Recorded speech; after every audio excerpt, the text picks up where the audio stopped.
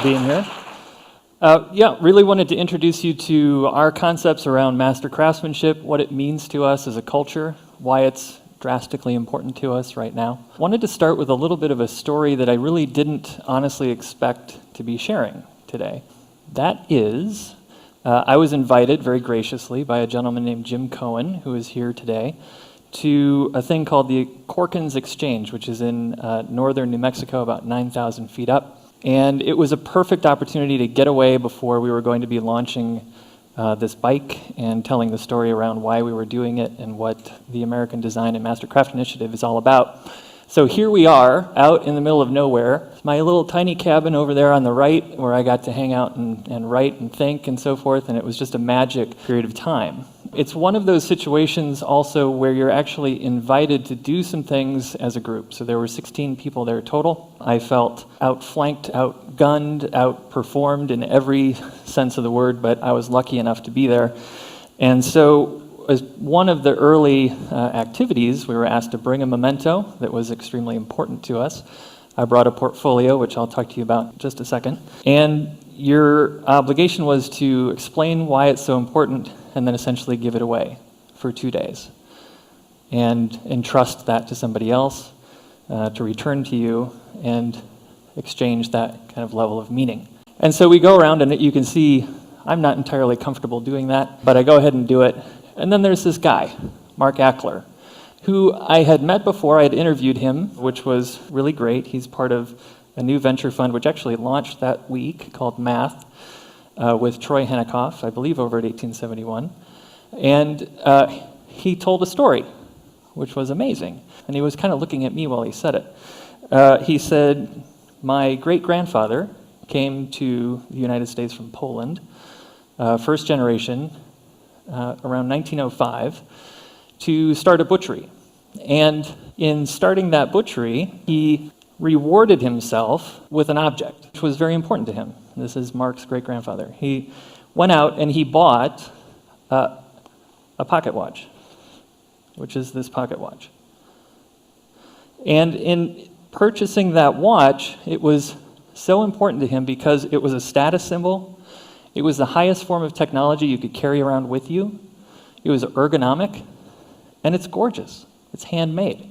And he said, but there's something much more important, which is something we're kind of missing right now, and that is, it was the iPhone 6 of its time, right? It was the most beautiful, most important thing you could show as a form of status. He said, my great-grandfather gave it to my grandfather. That's his great-grandfather. That's his grandfather. That's their butchery. His grandfather gave it to his father, and his father gave it to him.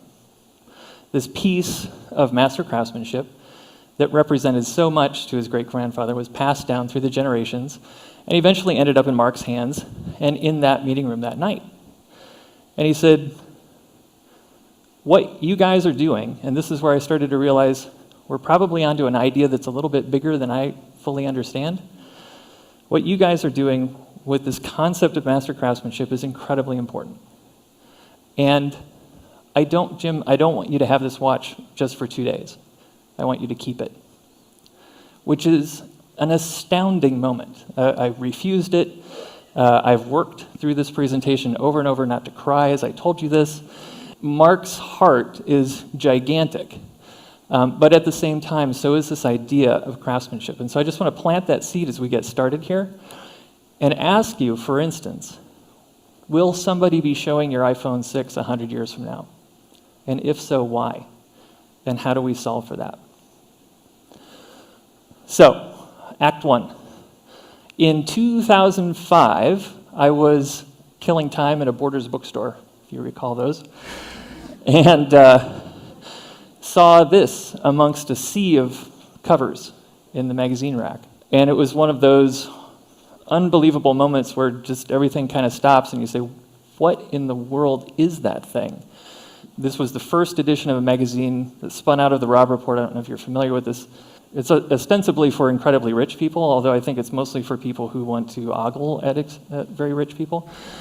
And so I couldn't believe it. Like, it was beautiful, it was weird, it was amazing.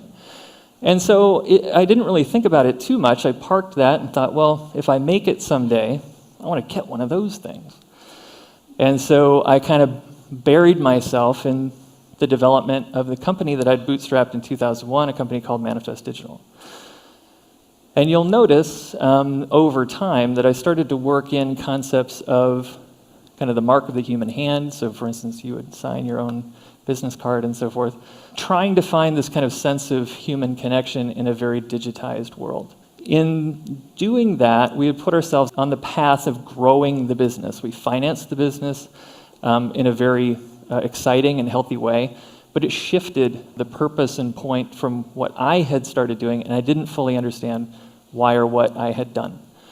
So in order to compensate for some of that, we started a couple other things. We started a thing called the Insight Labs, which is a philanthropic think tank, and we started a thing called UX for Good, which I'll tell you a little bit more in a second. The Insight Labs turns out to be a bit of a professional wrestling of think tanks. It creates a lot of energy and interest and networking and so forth, but not terribly effective at leaving something behind, if you will. And at least at the time, UX for Good was an annual event which would bring designers from all over the world together to solve for systemic, profound problems in a specific geography.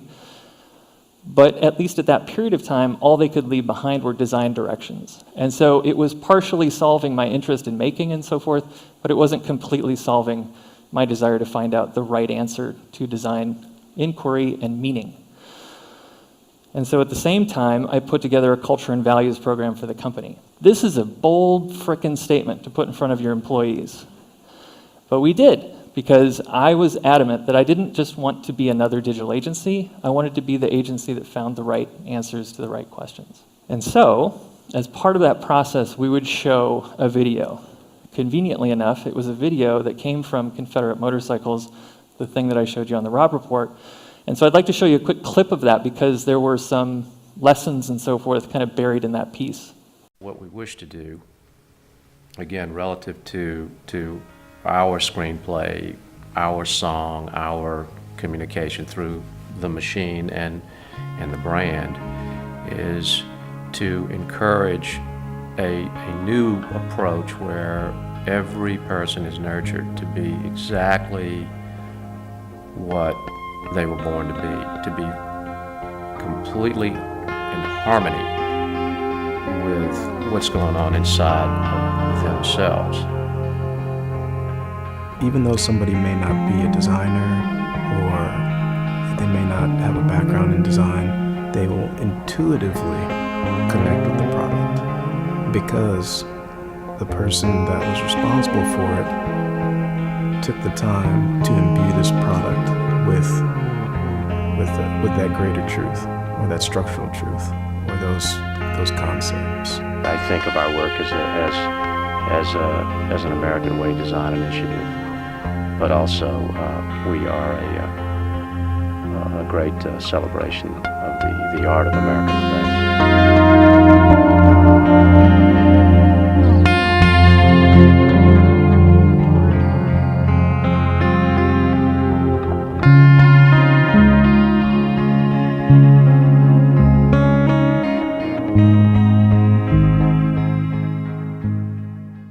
That's a motorcycle company?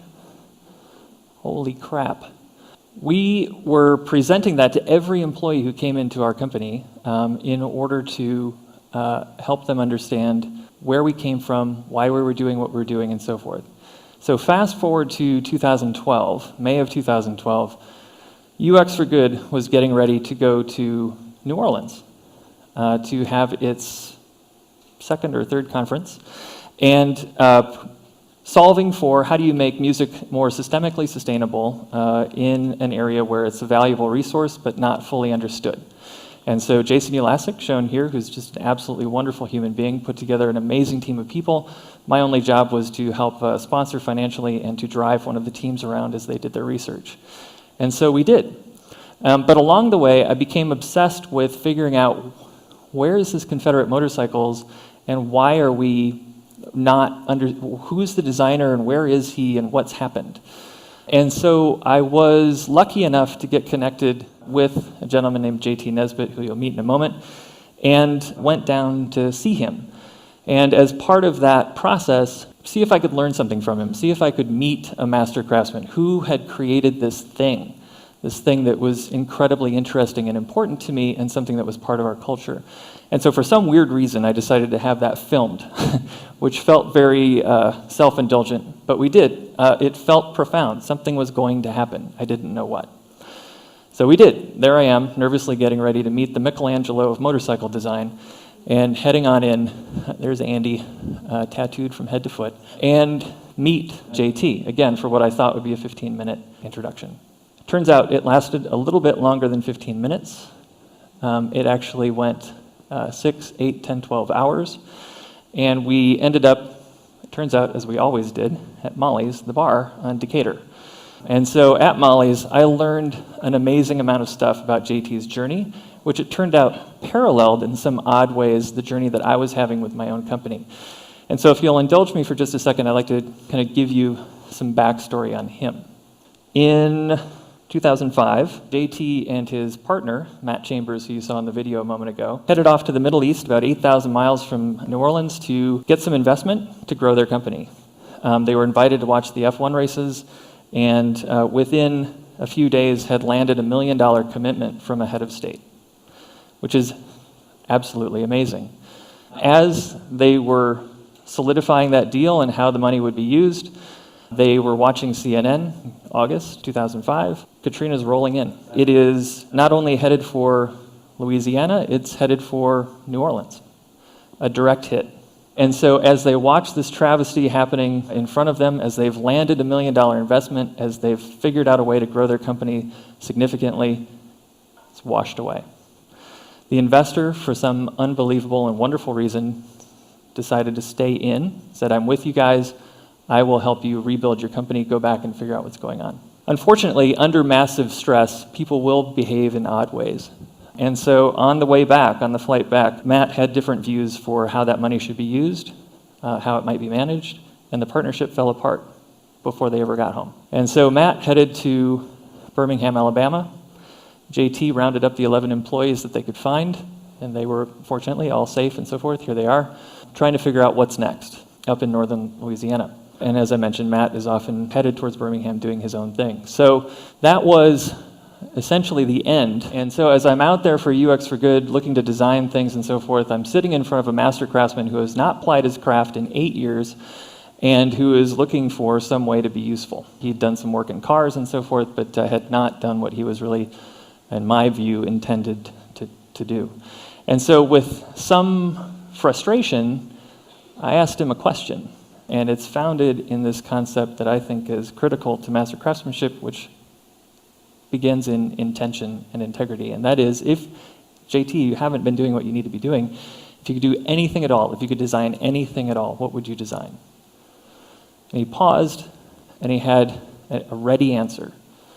I would design the bike that answered all the questions the Wraith asked. I've mentioned Michelangelo already. That would be like saying to a motorcycle designer, I'd recarve David, right? It's a ridiculous statement. So my sense was, holy shit, we have to do something. I do not have the financial wherewithal to solve this. Let's figure out some bigger, better way to get this solved. And so he pulled out, after mentioning that I swear on my grandmother's eyeballs that I would not show this or talk to anybody about this. That seems safe to show that now. Pulled out of his portfolio this drawing. And so that's the portfolio that I shared with the group at Corkins, as I was mentioning earlier. This drawing sparked this thing called the American Design and Mastercraft Initiative. I had no idea what the hell this thing was, but I knew it was incredibly important. I knew that he had an idea to reinvent all kinds of aspects around engineering and so forth for motorcycles, and that we could use this as a metaphor for design, for the universal principles in design. That if digital is looking for a soul, it can find that connection through the rich and wonderful history and natural resource people like JT all over the country who have already been doing this and doing it in a beautiful way. And so we started to find a model in terms of balance. We started to find that you could get out of balance if you focus too much on one end of a spectrum or another for too long, but no part of that spectrum is bad or wrong. You just need to know where you are.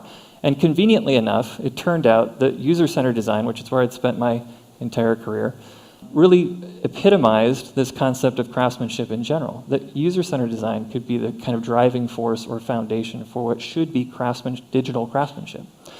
And so we started to work that out in a business model, and the business model turned out to be very separate from what you would typically do to build a motorcycle or to build a movement or to build a school. And that was to say, let's set up a nonprofit foundation that will let master practitioners do the work they were intended to do. Let's fund them and give them unfettered access to the materials they need and the resources they need. Let's learn from them as they do that and create educational programs that will feed a digital education source. And if by chance there are assets that are created that are valuable, let's scale those assets. But let's not assume that we're building, in this case, a motorcycle for mass production. Let's build the best frickin' motorcycle we can first and see what happens. We don't do that anymore in any industry. And so it was so exciting that I decided I had to leave my own company. And so after 12 years, I walked away, not waiting for the payday that should occur, not waiting for whatever other benefits might be out there. This was too good. This would fulfill my soul. This would kind of return me to a sense of meaning and purpose. And so it turns out that going after something like this, investing in a person, investing in a master craftsman, is very similar to a moonshot. It's not practical. We're not driving moon buggies around. We're not getting in space capsules very regularly just yet. But along the way, we create amazing things. Ballpoint pens, Tang, Velcro, right?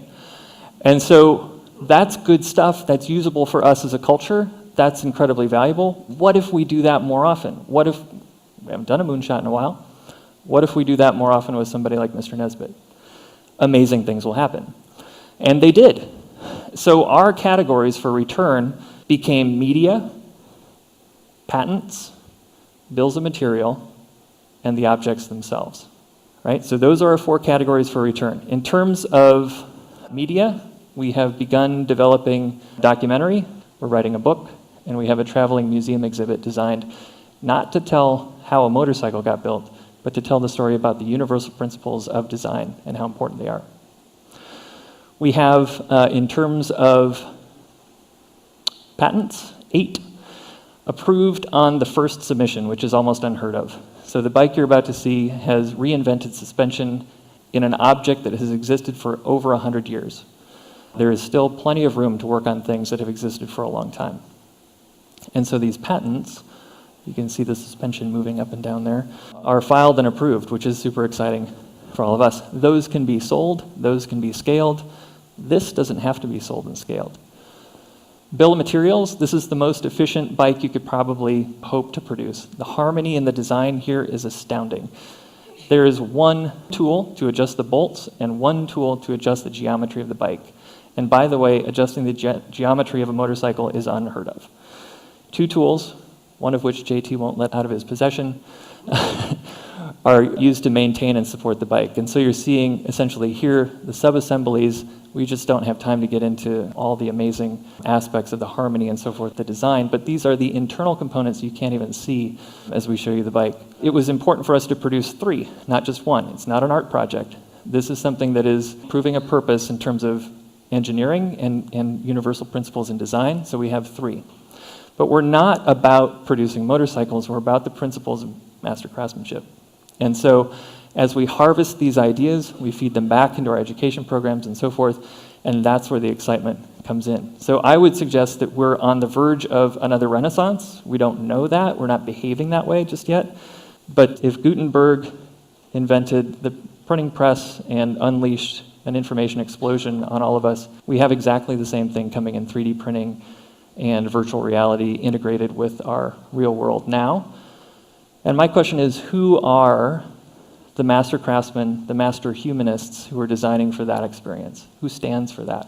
And so as we look at something like engineering as a model, this woman is wearing a ring that represents her affiliation with a fellowship of engineers.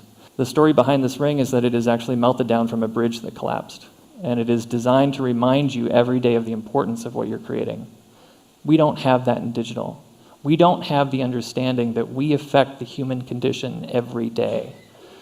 We need to be designing with that understanding and that level of purpose in mind. We want to stand for that.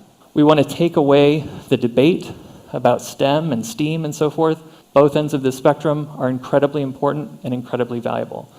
The motorcycle project is being harvested for education programs at the high school level and within our own fields as well. We're feeding back people like JT and others to connect to a younger generation who would otherwise not be connected with these folks. And we're addressing how investment happens. It's important to understand, this is a picture of the first World Trade Center in the United States, which is actually in Louisiana, then converted to a hotel. It's important to understand money is a tool. Money has no meaning or value. It is a tool. If your job is to make money, you make nothing. If your job is to invest in something and to believe that that in and of itself is an act of honor, it's not. Your job is to be a human being. Your job is to get involved. My job as part of this process will be to act that out, not to exhibit hyperbole, but to say simply this: if my goal is to put this thing on the earth with that guy, I'm going to get on it and set a land speed record at 200 miles per hour at the Bonneville Salt Flats or wherever we end up. Because it's important for me eventually to be able to stand in front of a room full of people just like you designers and say to financial folks, you're cowards. You're investing in something that doesn't matter. And if you say that the first day that the keys come back to me as an operator is the worst day because I don't know how to operate something, fuck you.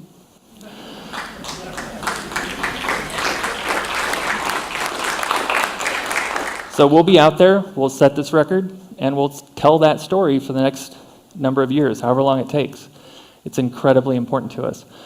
So we're excited to introduce this bike. We'll give you a little montage of some of the activity that happened behind it.